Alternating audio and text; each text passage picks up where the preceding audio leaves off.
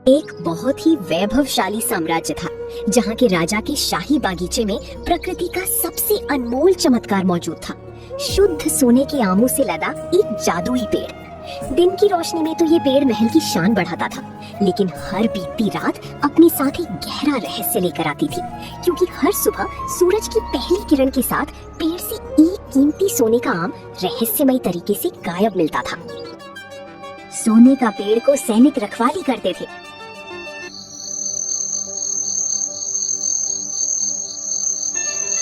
लेकिन रात होते ही सैनिक सो जाते हैं।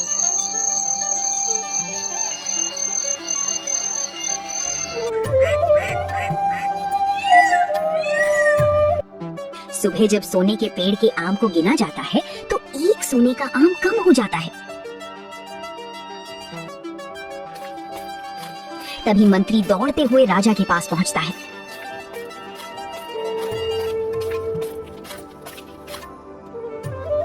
राजा साहब, बगीचे से एक सोने का आम गायब है। क्या पहरेदार क्या कर रहे थे? सोने का आम कौन चुरा सकता है? पहरेदारों को बुलाओ। रखवाली करने वाले सैनिकों को बुलाया जाता है। पहरेदार, तुम लोग रात को क्या कर रहे थे? हमारे बगीचे से एक सोने का आम कैसे गायब हो गया? पता नहीं महाराज, हम लोग तो रात भर बगीचे का रखवाली कर रहे थे। पता नहीं आम कौन चुरा कर ले गया। ठीक है, मैं तुम दोनों को एक मौका देता हूँ। अगर अगले दिन आम गायब हुआ तो हाथी के पैरों तले तुम दोनों का सिर कुचलवा देंगे।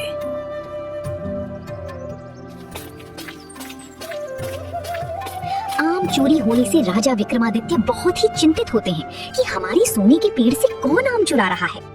राजा विक्रमादित्य सैनिकों को बहुत ही शक्ति से सोने के पेड़ को रखवाली करने के लिए बोलते हैं। सैनिक रात भर टकटकी लगाकर बैठे रहते हैं, फिर भी एक सोने का आम चोरी हो जाता है। सुबह आम को गिना जाता है तो एक आम कम हो जाता है।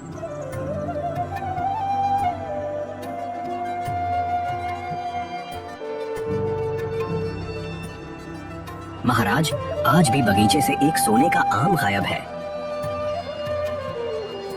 क्या आज भी सोने का एक आम गायब है? ये हमारे राज्य में क्या हो रहा है? कौन है गुस्ताख जो हमारे बगीचे के सोने का आम चुरा रहा है? पहरेदार क्या कर रहे थे? महाराज, हम लोग तो रात भर जगे ही थे, पर पता नहीं आम कौन चुरा रहा है। हमको लगता है कि सोने का आम कोई चुड़ैल या कोई भूत चुरा रहा है, जो हमको नजर नहीं आ रहा है। चुप कर बेवकूफ। पिताश्री, आप हमें मौका दीजिए, हम देखते हैं हमारे बगीचे से सोने का आम कौन चुरा रहा है। राजा विक्रमादित्य की चिंता और बढ़ने लगती है। आज रात राजकुमार रखवाली करने के लिए राजा से अपील करते हैं। विक्रमादित्य उसे इजाजत भी दे देते हैं। जब रात होती है तो राजकुमार बगीचे में सोने के आम को रखवाली करने लगते हैं।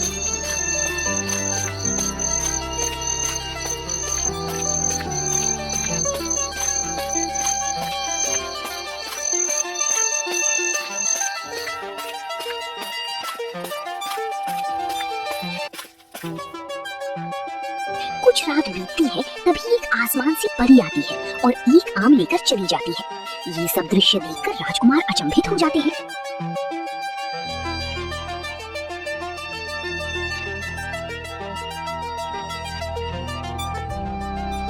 तो यही परी हमारे बगीचे के आम ले जा रही है।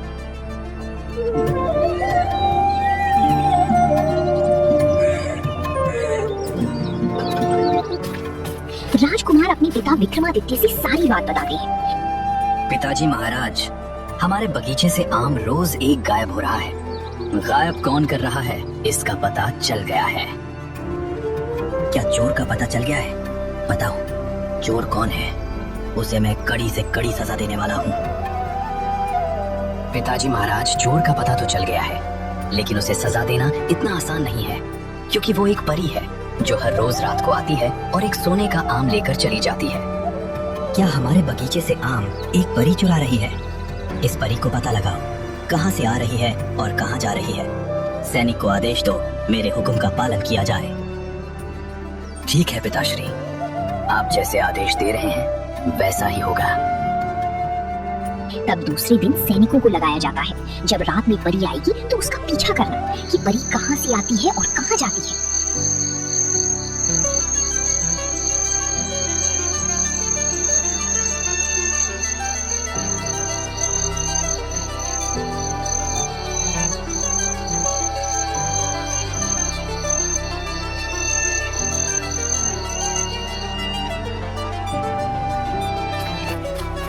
जब परी आती है और आम लेकर जाने लगती है तब सैनिक उसके पीछे पीछे दौड़ने लगते हैं।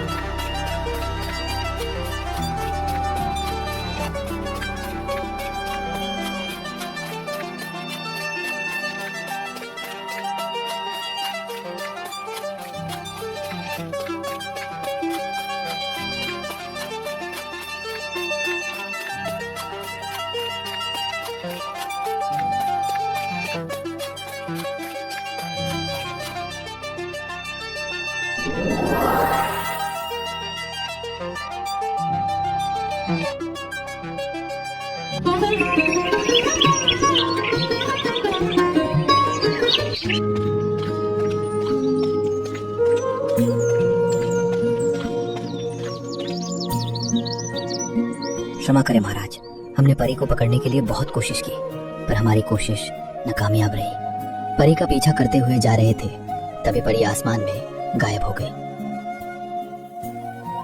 तुम लोगों का मनहूस शक्ल देखकर ही हमको पता चल गया था तुम इस कार्य में असफल हो। मुझे हर हाल में परी चाहिए।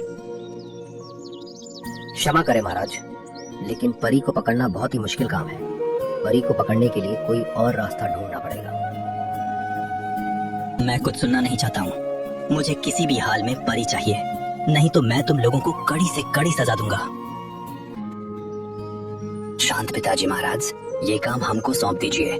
मैं किसी भी हाल में परी को ढूंढ कर लाऊंगा, ये राजकुमार का वचन है।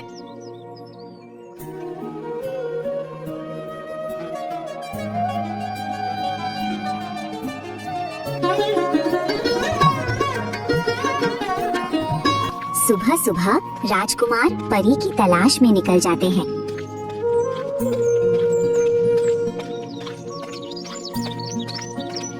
सारा दिन परी की तलाश में इधर उधर भटकते रहते हैं।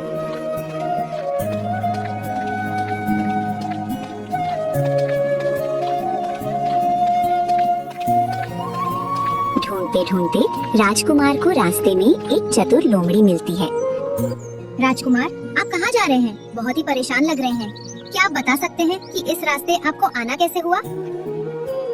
अरे क्या बताएं लोमड़ी रानी, हमारे राज्य में बहुत ही एक अजीब घटना घट रही है। आसमान से एक परी आती है और हमारे बगीचे के सोने का आम लेकर इसी रास्ते से चली जाती है। मैं उसी के तलाश में इधर आया हूँ। क्या तुम उस परी को कभी देखा है? मैं सब जानता हूँ राजकुमार, चलो मैं आपको ले चलता हूँ। वो परी एक राजमहल में जाती है, चलिए मैं आपको ले चलता हूँ वहाँ पर।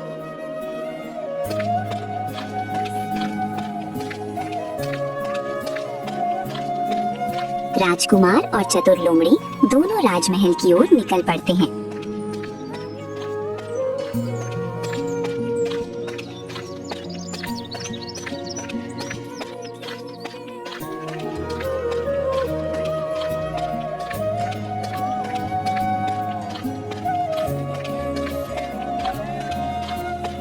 देखो राजकुमार, यही है राजमहल जिसमें परी जाती है, लेकिन हमको सावधानी से राजमहल में जाना होगा।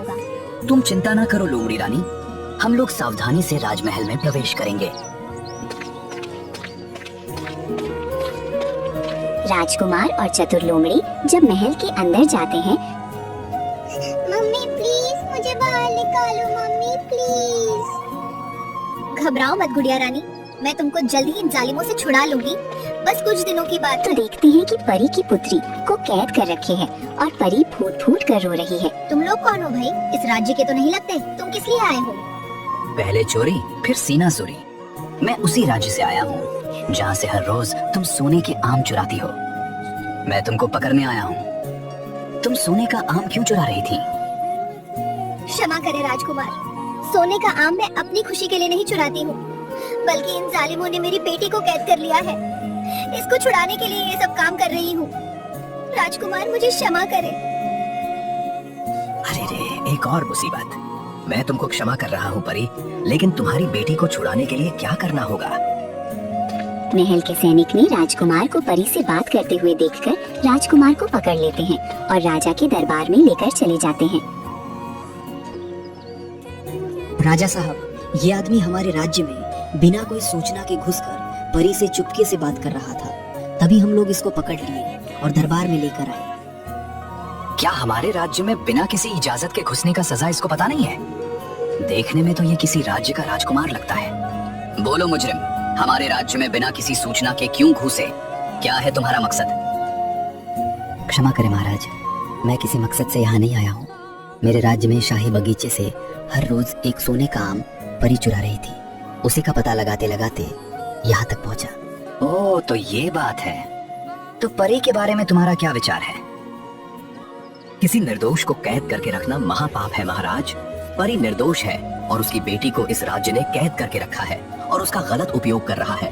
परी को छोड़ दीजिए महाराज, मैं आपसे विनती कर रहा हूँ। छोड़ देंगे, लेकिन एक शर्त है। अगर तुम वो शर्त पूरा कर दो तो हम छोड़ देंगे। वो शर्त क्या है महाराज? शर्त पूरा करने के लिए मैं तैयार हूँ। यहाँ से 5 कोस दूर एक सुंदर सा राज्य है, उसमें एक सोने का घोड़ा रहता है। अगर तुम उसको हमको लाकर दे दोगे तो हम परी को आजाद कर देंगे। ठीक है महाराज, मैं पूरी कोशिश करूंगा। राजकुमार की मुश्किलें दिन पर दिन बढ़ती जा रही थी। एक चुनौती खत्म ही नहीं होती, तभी दूसरा मुसीबत खड़ी हो जाती है। क्या हुआ राजकुमार, बहुत चिंतित लग रहे हैं, क्या बात है? क्या बताएं लोमड़ी रानी, एक और मुसीबत खड़ी हो गई है। राजकुमार चतुर लोमड़ी को सारा बात बता देते हैं। राजकुमार और चतुर लोमड़ी दूसरे राज्य को ढूंढते ढूंढते आखिरकार उन लोगों को राज्य मिल ही जाता है। राजकुमार और चतुर लोमड़ी चुपके से राजमहल के अंदर प्रवेश करते हैं। राजकुमार, यही सोने का घोड़ा है, देख रहे हो कितना सुंदर है। देख रहा हूँ लोमड़ी रानी,